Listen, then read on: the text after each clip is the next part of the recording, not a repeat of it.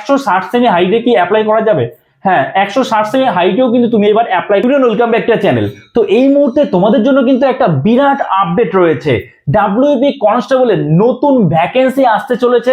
তোমরা দেখতে পাচ্ছ আপডেটটা, কর্মসংস্থান পেপারে কিন্তু এর উপরে একটা নতুন বিজ্ঞপ্তি প্রকাশিত হয়েছে এবং এই ডাব্লিউবি কনস্টেবলে এবছরে ভ্যাকেন্সি কত রয়েছে, এছাড়া সব থেকে যেটা বেশি চর্চিত বিষয় যে হাইট কি কমবে, 160 সেমি হাইটে কারা অ্যাপ্লাই করতে পারবে, সব এ টু জেড আজকের এই ভিডিওতে ডিটেলস আলোচনা করব। তো চলো আর দেরি না করে শুরু করা যাক। কবে থেকে তোমরা অ্যাপ্লাই করতে পারবে, অ্যাপ্লাই স্টার্ট হচ্ছে কবে থেকে, সব বলে দাও। তো চলো আর দেরি না করে শুরু করা যাক। দেখো, প্রথমত ডাব্লিউবি কনস্টেবল রিক্রুটমেন্ট 2026 ভ্যাকেন্সি কত আসতে চলেছে।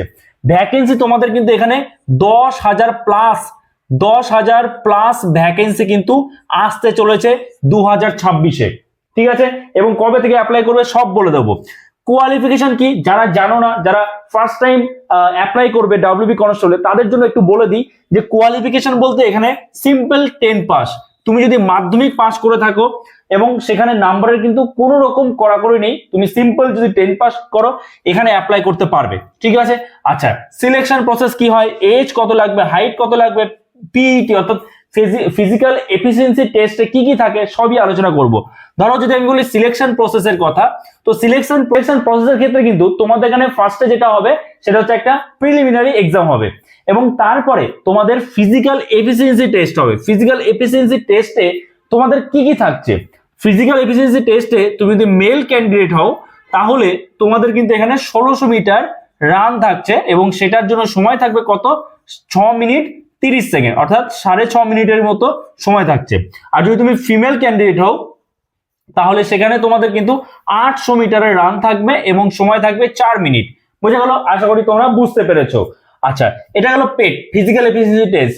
এরপরে তোমাদের কি হবে, এরপরে তোমাদের একটা মেন এক্সাম হবে এবং সেই মেন এক্সামের উপরে ডিপেন্ড করেই কিন্তু তোমাদের সিলেকশনটা হবে। মেন এক্সাম হবে তোমাদের 85 মার্কসের, মানে রিটেন এক্সাম হবে, মেন রিটেন এক্সাম হবে 85 মার্কসের। তারপরে তোমাদের একটা হবে ইন্টারভিউ বা ভাইভা। ইন্টারভিউয়ে তোমাদের কিন্তু এখানে থাকবে 15 নম্বর, অর্থাৎ রিটেন এক্সাম প্লাস ইন্টারভিউ নিয়ে তোমাদের কিন্তু এখানে থাকছে 100 নম্বরের পরীক্ষা। বোঝা গেল? আশা করি বুঝতে পেরেছো। আচ্ছা, তো এই হচ্ছে সিলেকশন প্রসেস। এবং এজ কত লাগে, এজ কত লাগে এই ডাব্লিউবি কনস্টেবলের ক্ষেত্রে, দেখো এজ কিন্তু এখানে সাধারণত 18 থেকে 30 বছরের এজ লাগে। এবার বিষয়টা হচ্ছে এজে কি ছাড় আছে, অবশ্যই ছাড় আছে।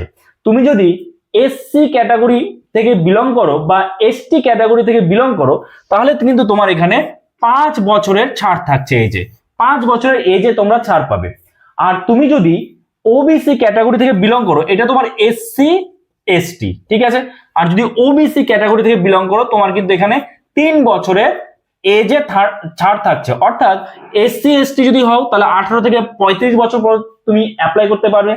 যদি ওবিসি হও তুমি তাহলে 18 থেকে 33 বছর বয়স পর্যন্ত তুমি কিন্তু এখানে অ্যাপ্লাই করতে পারবে। ক্লিয়ার? আশা করি বুঝতে পেরেছো। আচ্ছা, এইবার হচ্ছে হাইট, যেটা সব থেকে বেশি চর্চিত বিষয়, যে 160 সেমি হাইটে কি অ্যাপ্লাই করা যাবে। হ্যাঁ, 160 সেমি হাইটেও কিন্তু তুমি এবার অ্যাপ্লাই করতে পারবে। তবে সেটা কারা অ্যাপ্লাই করতে হবে, প্রথমত তোমার এখানে ডাব্লিউবি হোক বা কলকাতা পুলিশ হোক, এখানে কিন্তু তোমাদের 167 সেমি কিন্তু হাইট লাগে। এটা জেনারেলদের ক্ষেত্রে, জেনারেল প্লাস এসসি, অনেকে বলে এসসি দের নাকি হাইট কম লাগে, তা নয়, কিন্তু এসসি দেরও কিন্তু এখানে তোমাদের 167 সেমি হাইট লাগে, ঠিক আছে।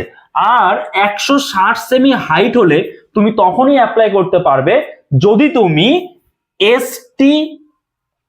তুমি এসটি অথবা রাজবংশী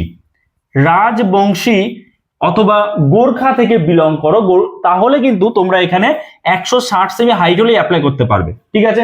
আশা করি বুঝতে পেরেছো। যদি তুমি এসটি হও কিংবা রাজবংশী হও তাহলে তুমি 160 সেমি হাইট হলেই অ্যাপ্লাই করতে পারবে। আর বাকি এসসি হও, ওবিসি হও, জেনারেল ক্যাটাগরি হও, তোমাদের কিন্তু 167 সেমি হাইট লাগবে।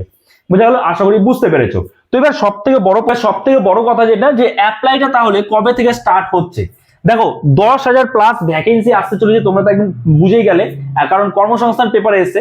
এইবার বিষয়টা হচ্ছে অ্যাপ্লাই তাহলে কবে থেকে স্টার্ট হচ্ছে, এইটা হচ্ছে তোমার জানুয়ারি, ফেব্রুয়ারি, মার্চ মাসের মধ্যে যদি সব ঠিকঠাক কাজকর্ম চলে, কোনো সমস্যা না থাকে, আশা করা যাচ্ছে মার্চ মাসে মধ্যেই তোমরা এই বিজ্ঞপ্তির একদম অফিসিয়াল নোটিফিকেশন পেয়ে যাবে এবং তোমাদের অ্যাপ্লাইও কিন্তু স্টার্ট হয়ে যাবে। আশা করি বুঝতে পেরেছো। আগে থেকে তোমরা প্রিপারেশন নাও, তোমাদের জানানো হলো সেই কারণে, কারণ যেহেতু কর্মসংস্থান পেপারে দিয়েছে এই কারণে তোমাদের জানিয়ে দেওয়া। তোমরা প্রিপারেশন নেওয়া স্টার্ট করে দাও, যখনই অফিসিয়াল নোটিফিকেশন আসবে, অ্যাপ্লাই যেদিন থেকে স্টার্ট হবে আমি তোমাদের কিন্তু সবার আগে ভিডিও বানিয়ে জানিয়ে দেবো। ওকে, তো আশা করি বুঝতে পেরেছো। যদি এই ভিডিওটা তোমার জন্য হেল্পফুল হয়ে থাকে অবশ্যই একটা লাইক করে দিও। চ্যানেলে নতুন হয়ে থাকলে চ্যানেলটাকে সাবস্ক্রাইব করে আমাদের পাশে থেকো। তো চলো দেখা হচ্ছে নতুন কোনো ভিডিওতে, সবাই ভালো থেকো।